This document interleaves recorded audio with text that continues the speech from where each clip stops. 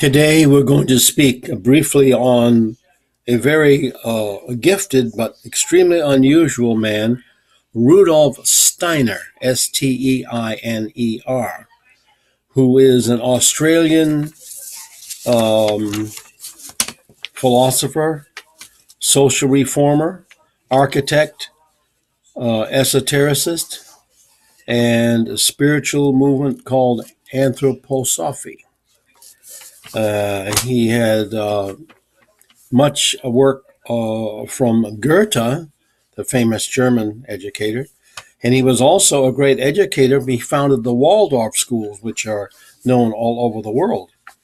And Christ is, of course, a great center of his writings, especially after he had a vision of Christ.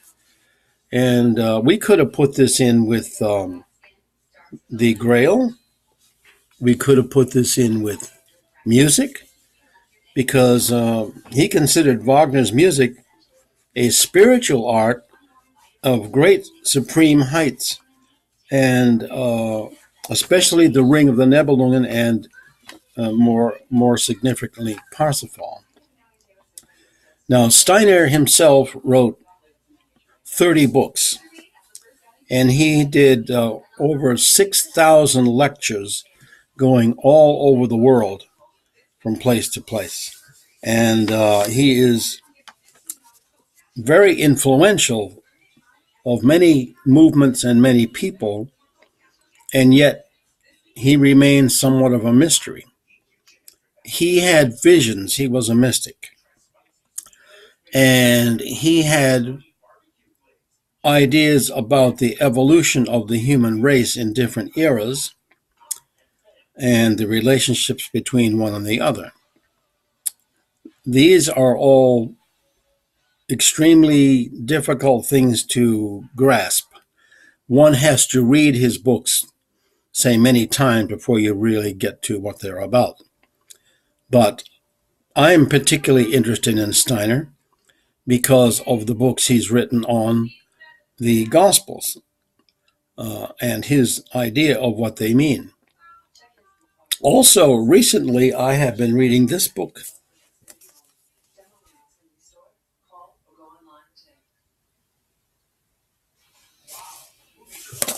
So, as you can see, Christ and the spiritual world and the search for the Holy Grail.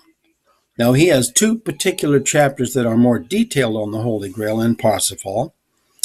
And in there, you find the idea that Parsifal is a leader up to Christ. He's a Christ-like character himself.